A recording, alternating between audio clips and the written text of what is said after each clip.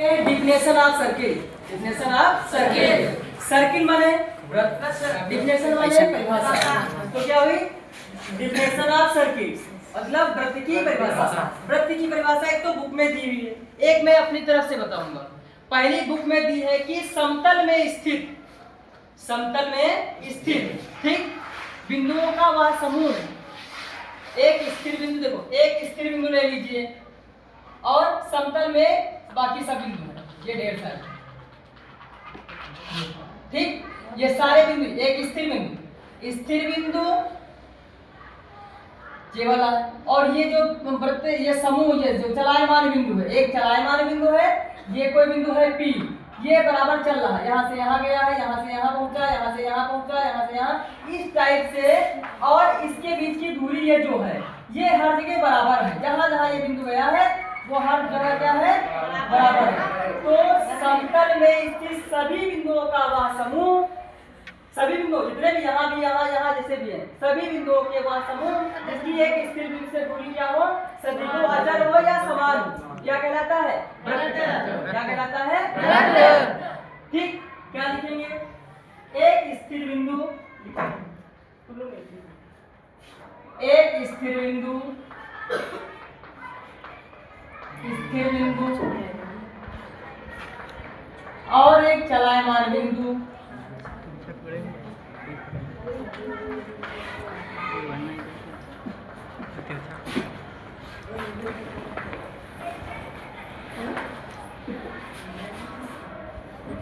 की दूरी सदैव अचर रहती है,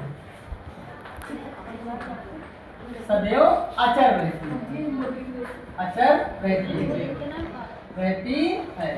क्या कहलाता है? वृत्त कहलाता है।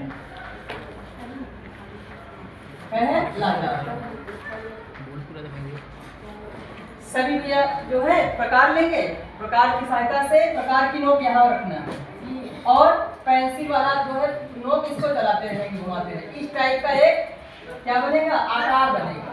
इस टाइप का एक आकार बनेगा। इस वाले आकार को ही क्या कहते हैं? और जो प्रकार की नोक होती है इसे क्या कहते हैं? स्थिर बिंदु। क्या बोलते हैं? स्थिर बिंदु। स्थिर बिंदु का ही दूसरा नाम है क्या? केंद्र। क्या है? केंद्र। ठीक, ये केंद्र हो गया। दूसरा, इस कोई यहाँ ये वाली जो बाउंड्री लाइन होती है इसको कहते हैं वृत्त की परिधि। क्या कहते हैं? वृत्त की परिधि। ठीक, वृत्त की परिधि पर कहीं पर भी ले लीजिए कोई बिंदु, कहीं पर वृत्त की परिधि पर ही होना चाहिए। वृत्त की परिधि पर कोई बिंदु ले लिया मैंने, मान लिया ये वाला बिंदु कोई M है। स्थिर बिंदु और परिधि पर बिंदु को मिलाने वाला रेखाखंड, स्थिर बिंदु और वृत्त की परिधि पर स्थित किसी बिंदु को मिलाने वाला रेखाखंड, यही उसकी क्या कहलाता है? वृत्त की त्रिज्या। क्या कहलाता है? त्रिज्या। इसे त्रिज्या को काट सकते हैं R। तो अब अगली परिभाषा वृत्त की त्रिज्या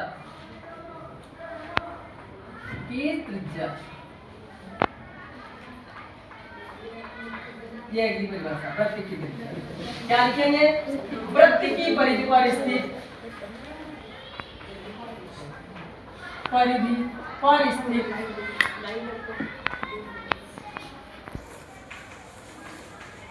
किसी बिंदु को केंद्र से मिलाने वाला रेखाखंड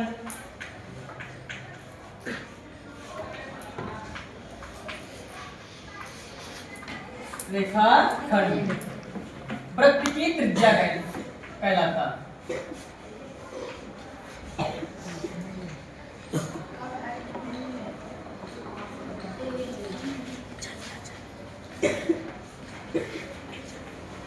इसे स्मॉल r से व्यक्त करते हैं।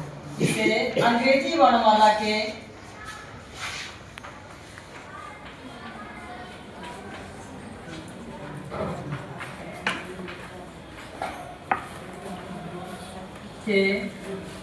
अक्षर स्मॉल r से व्यक्त करते हैं।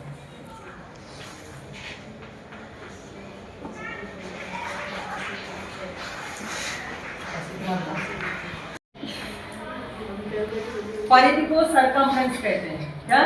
सरकमफ्रेंस। ठीक, सरकमफ्रेंस ऑफ सर्कल, इंग्लिश में बोलेंगे सरकमफ्रेंस ऑफ सर्कल, वृत्त की परिधि।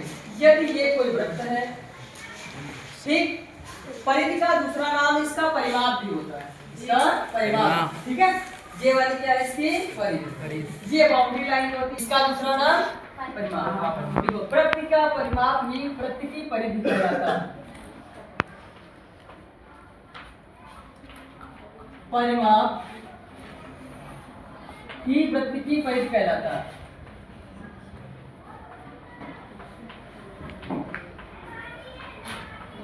परिधि कहलाता है,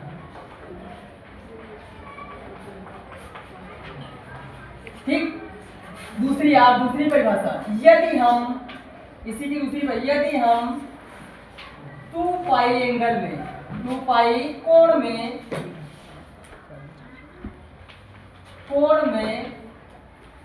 वृत्त की त्रिज्या से गुणा कर दें,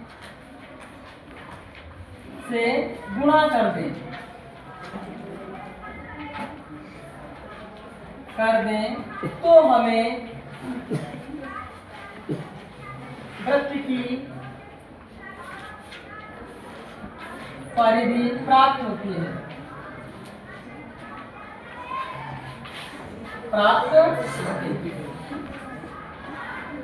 ध्यान दीजिए, कहने का मतलब क्या, यदि हम 2 पाई, यदि कोई ये वृत्त है, इसकी परिधि निकालनी है और इसकी त्रिज्या दी गई है, ये वाली त्रिज्या इनको ज्ञात है। मान लो इसकी त्रिज्या है क्या, स्मॉल आर, और इस स्मॉल आर में यदि हम 2 पाई की गुणा कर दें, 2 पाई की गुणा, ये जो प्राप्त होगा यही इसकी क्या होगी, परिधि। क्या होगी? परिधि। ठीक, यदि हम 2 पाई में r की गुणा कर दे, जो वृत्त दिया जाए उसमें अगर उसकी रेडियस, त्रिज्या को क्या लिखते हैं, रेडियस, इसमें स्मॉल r से डिनोट करते हैं और जो है r से डिनोट करते हैं, 2 पाई में उसकी त्रिज्या से गुणा कर दे, तो जो प्राप्त होता है उसका परिमाप या परिधि कहलाता है। परिमाप या परिधि कहलाता है, ठीक है।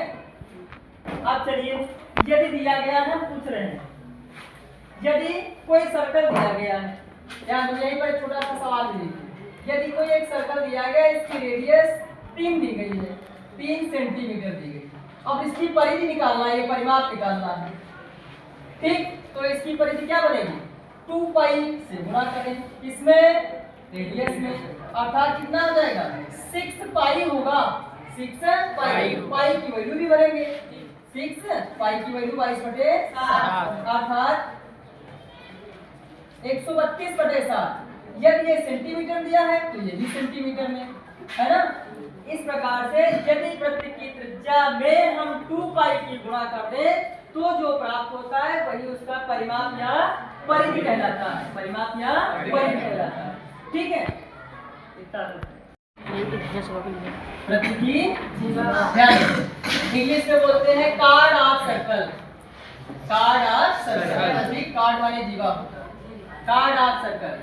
यदि कोई सर्कल ये है और इसकी जीवा पर विचार किया जाए कि जीवा कहाँ से होती है, कैसे जाती है, तो इस वृत्त की परिधि पर कहीं पर भी ये पूरी क्या है, परिमाप या परिधि। ये अभी बताया कि ये क्या है, परिमाप या परिधि। इस पर कोई 2 बिंदु ले लो, कहीं पर भी ले लो, कहाँ, इसकी परिधि पर ही लीजिए, इसकी परिधि पर ही लीजिए। कहीं पर मैंने 2 बिंदु ले लिया, एक मैंने ले लिया m पॉइंट और दूसरा ले लिया n पॉइंट।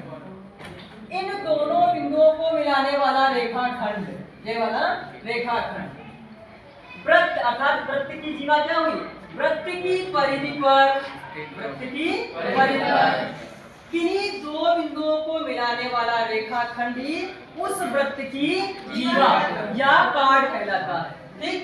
तो क्या हुई परिभाषा, वृत्त की परिधि पर स्थित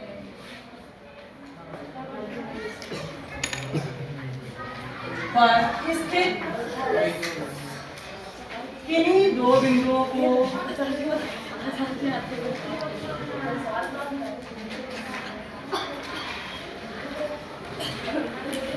M और N को मिलाने वाला रेखाखंड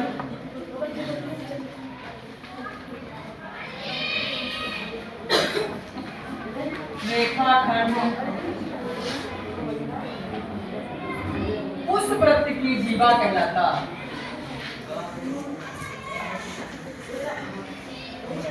जीवा कहलाता।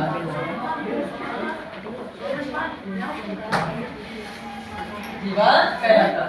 इस पर ये जीवा हुई। आप देखिए जरा, यदि हम कोई जीवा और दूसरी कहीं पर निकाल करें, यहाँ पर ले लिया एक बिंदु, एक यहाँ बिंदु ले लिया, इसका नाम P, इसका Q। अगर इन दोनों को मिला दें तो ये भी वृत्त की क्या है? जीवा। अगर इसी टाइप से हम यहाँ एक बिंदु ले लिया और एक यहाँ ले लिया, यहाँ हमने कह दिया यस, यहाँ लिख दिया N या Q लिख दिया, ठीक। और यहाँ पर इसका सेंटर है, इससे होकर केंद्र से होकर यदि कोई जीवा गुजर जाए तो हाँ, वही उसकी क्या कहलाती है? सबसे बड़ी जीवा। सबसे बड़ी जीवा। साथ में तो इसमें क्या हुई? ये जो मिला है आप, ये कौन सी दूरी? SQ जो दूरी है, ये इसका व्यास भी है, साथ में सबसे बड़ी जीवा भी, ठीक है। साथ में ये भी लिखेंगे, वह जीवा जो नोट पे रहेगा, ये वह जीवा जो केंद्र से होकर गुजरती है, केंद्र से होकर गुजरती है,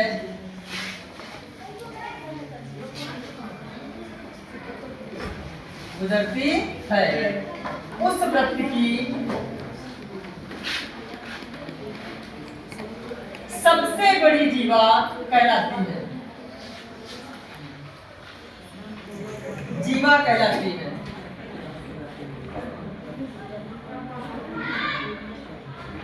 सबसे बड़ी जीवा कहलाती है, ठीक है।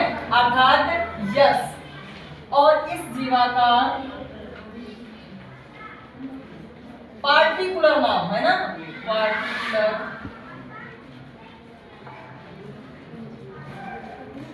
वृत्त का व्यास भी है, वृत्त का व्यास भी है, ठीक है। वृत्त का व्यास क्या? यहाँ इसका केंद्र है, केंद्र है, तो यहाँ इसकी क्या होगी? यस। आर पार केंद्र से होकर जो रेखाखंड जाता है, ये क्या कहलाता है? इसका व्यास। तो इस वाले चित्र में AB क्या है? वृत्त का व्यास। और OB क्या है? वृत्त की त्रिज्या। OB भी त्रिज्या है और AB भी त्रिज्या है। कह रहा है कि OB और AB में क्या संबंध है?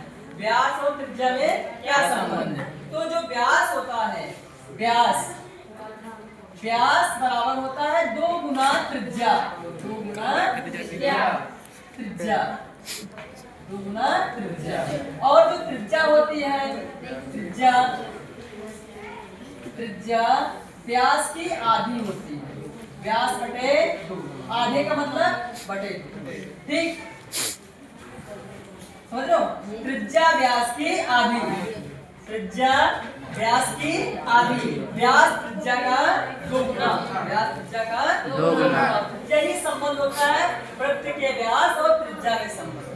यदि ध्यान दीजिए, यदि व्यास दिया गया है 6, व्यास कितना है? 6, व्यास दिया गया है 6, त्रिज्या निकाली 6 सेंटीमीटर दिया गया है, तो त्रिज्या ज्ञात करेंगे कितनी होगी? 3 सेंटीमीटर, जो आधी करना है, ठीक है। कितनी? 6/2 सेंटीमीटर, अर्थात 3 सेंटीमीटर, अर्थात 3 सेंटीमीटर, 3 सेंटीमीटर। और यदि त्रिज्या दी गई है कहीं, यदि त्रिज्या दी गई है, यदि त्रिज्या को लिखते किस अक्षर से है? R। व्यास को किस अक्षर से लिखते हैं? कैपिटल D या स्मॉल d से। त्रिज्या दी गई है 3 सेंटीमीटर। यदि व्यास ज्ञात करना है, तब व्यास बराबर 2 गुना त्रिज्या, 2 गुना त्रिज्या। त्रिज्या कितनी है? 3, तो व्यास कितना होगा? 6, 3 गुनी 6, 2 गुणे 3। अगर यहाँ पर यूनिट दी है सेंटीमीटर, तो सेंटीमीटर चलेगा, अगर मीटर होगा तो मीटर चलेगा, ऐसे चलता है, ठीक है। यूनिट ये हो जाएगा 3 गुनी 6 सेंटीमीटर, यहाँ तक।